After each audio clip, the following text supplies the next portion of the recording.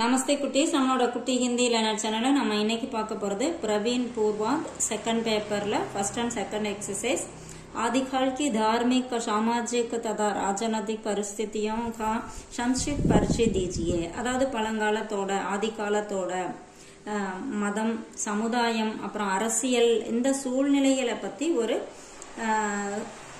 அறிமுகம் வந்து சிம்பிளா கொடுக்க சொல்லியிருக்காங்க. அதாவது ஷார்ட் ஃபார்ம்ல கொடுக்க சொல்லியிருக்காங்க. हिंदी साहित्य का आदिकाल, हिंदी इलकियतोட आदिकालम அதாவது आरंभ कालम. हिंदी का आदिकाल अपभ्रंश से आरंभ हुआ है और इसमें राजा महाराजाओं की वीर गाथाओं का वर्णन प्रमुख था. அதாவது ஹிந்தியோட அந்த ஆதிகாலம் வந்து அபபிரம்ஷ் அப்படிங்கிறது அது ஒரு இடைமொழி, சம்ஸ்கிருதம் பிராகிருதம் அப்படிங்கிற வரிசையில வர ஒரு மொழி. அது அந்த டைம்ல தான் ஆரம்பமாச்சு அப்படிங்கிறாங்க. அப்ப வந்து ராஜாக்கள் மகாராஜாக்களோட அந்த வீர கதைகளை வர்ணிக்கிறது முக்கியமா இருந்தது. இஸ் காரணம் இசை வீரகாதா கால் பி கஹா ஜாதா ஹை. அதனால அத வந்து வீரகாதா கால் அப்படின்னு சொல்லியிருக்காங்க. உஸ் சமய खड़ीबोली हिंदी का मान्यता प्राप्त रूप नहीं था. அதாவது அந்த டைம்ல खड़ीबोली அப்படிங்கிற இது खड़ीबोली அப்படிங்கிறது ஒரு பேச்சு மொழி. அதுக்கு வந்து ஒரு சரியான வடிவம் ஒத்துக்கப்படாதா இருந்தது. और हिंदी का कोई एक रूप स्थापित नहीं हुआ था. அதே மாதிரி ஹிந்திக்கும் ஒரு குறிப்பிட்ட உருவம் வந்து ஒரு நிறுவப்படலை அப்படிங்கிறாங்க. அவதி ब्रजभाषा और स्थानीय भाषाओं का मिश्रण साहित्य में देखने को मिलता था. அதாவது அப்போ வந்து அவதி, பிரஜபாஷா, அப்புறம் அந்த ஸ்தானிய மொழினா உள்நாட்டு மொழி, அந்த லாங்குவேஜ் எல்லாமே மிக்ஸ் பண்ணி இருந்தது. उस समय के साहित्यकारों का उद्देश्य केवल हिंदी साहित्य को समृद्ध बनाना था. அதாவது அப்ப இருந்த இலக்கியவாதிகள் வந்து அவங்க அந்த லாங்குவேஜ வந்து இந்த இலக்கியத்தை வந்து வளமைப்படுத்தணும் அப்படிங்கறதா. நாக்கி ஹிந்தி மான்ய கா சாமானிய ரூபோ ஸ்தாபித் கர்னா. அது இல்லாம அதாவது இந்த ஒத்துக்கப்பட்ட லாங்குவேஜா வந்து உருவாக்கணும் அப்படிங்கிறது, நிறுவப்படணும் அப்படிங்கிறது கிடையாது. அடுத்தது ராஜநீதிக் பரிஸ்திதி அப்படின்னா அரசியல் சூழ்நிலை.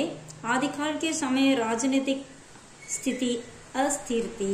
அதாவது ஸ்திர் அப்படின்னா நிலையான, அஸ்திர்னா உறுதியா இல்ல. அதாவது அந்த காலத்துல வந்து அரசியல் அமைப்பு உறுதியா இல்ல.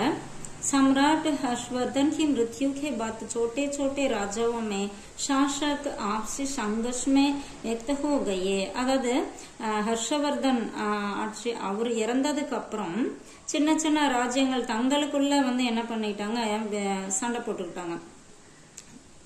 தோமர், राठौर, चौहान, चालुक्य और चंदेल जैसे अनेक राजवंश आपस में लड़ते रहे. இந்த மாதிரி ராஜ்யங்கள் எல்லாம் தங்களுக்குள்ள வந்து சண்டை போட்டுக்கிட்டாங்க.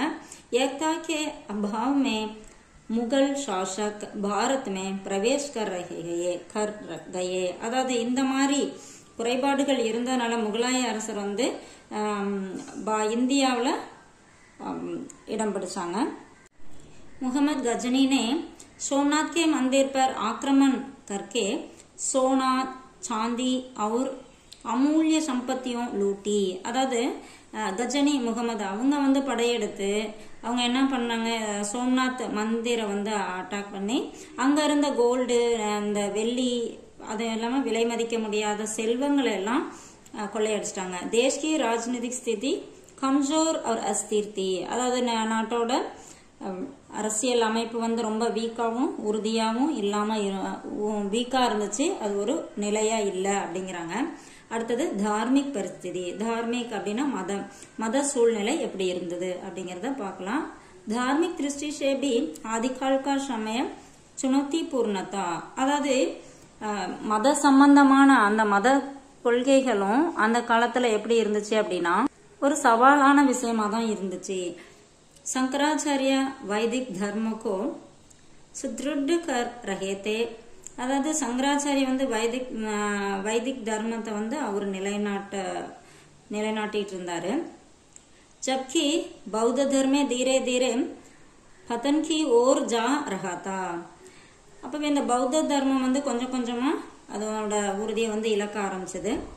மகாயான் சாதனா மந்த்ரயான் और வஜ்ரயான் மே பதல் கயி थी. அதாவது மகாயான் அப்படிங்கிறது ஒரு மத பிரிவு. அது வந்து எப்படி மாறுனுச்சு அப்படின்னா மந்த்ரயான் அப்படிங்கிறது மந்திரங்கள் வந்து பயன்படுத்துவது. அதுக்கப்புறம் வஜ்ரபான் அப்படிங்கிறது ஒரு சக்தி வாய்ந்த ஒரு மத முறை.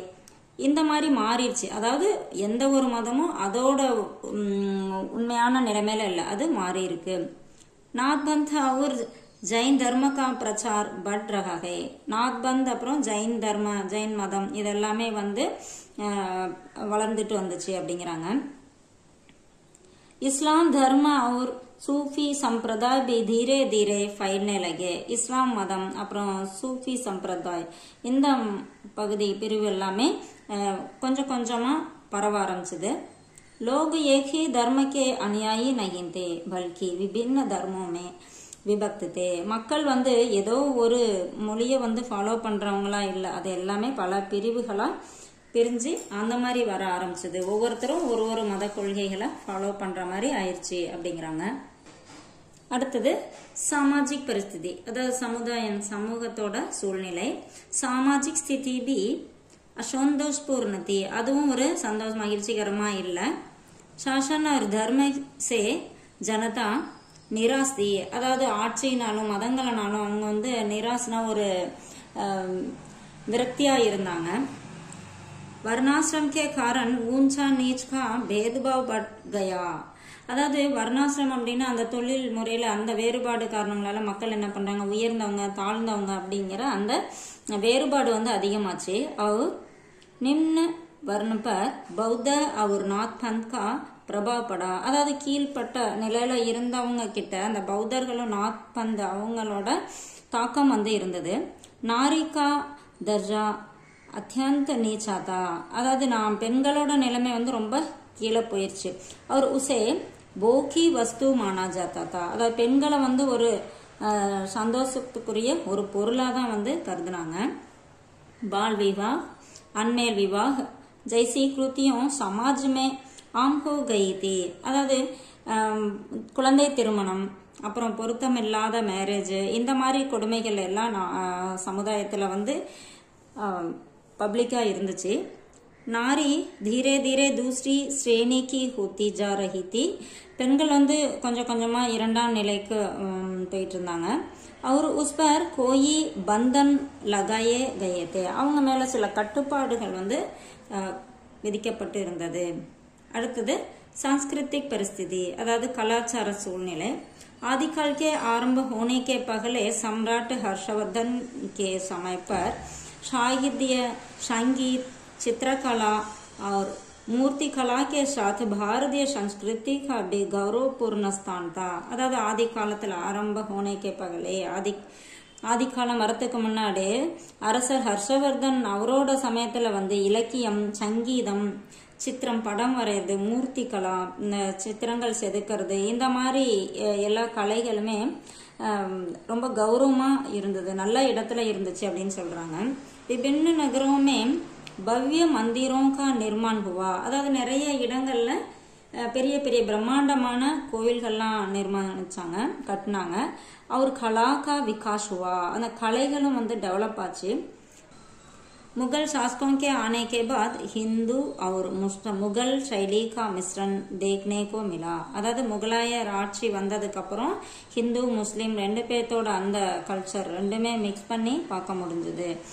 हिंदू, जैन, बौद्ध और इस्लाम धर्म के प्रभाव से सांस्कृतिक स्थिरता और एकता पर असर पड़ा.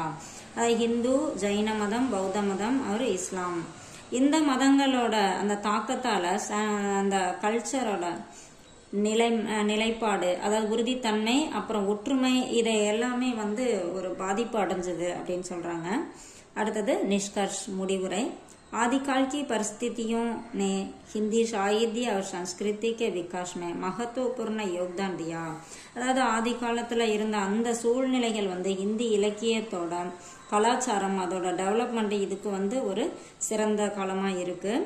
यही इसी हमारे इतिहास में विशेष बनाता है, இதுதான் நம்மளோட வரலாற்றுக்கு மிக சிறந்ததா உருவாக்குது அப்படிங்கிறாங்க. இது வந்து கொஞ்சம் ஸ்டார்ட் பண்ணி கொடுத்துருக்கேன். உங்களுக்கு யூஸ்ஃபுல்லாக இருக்குன்னு நினைக்கிறேன். தேங்க்யூ.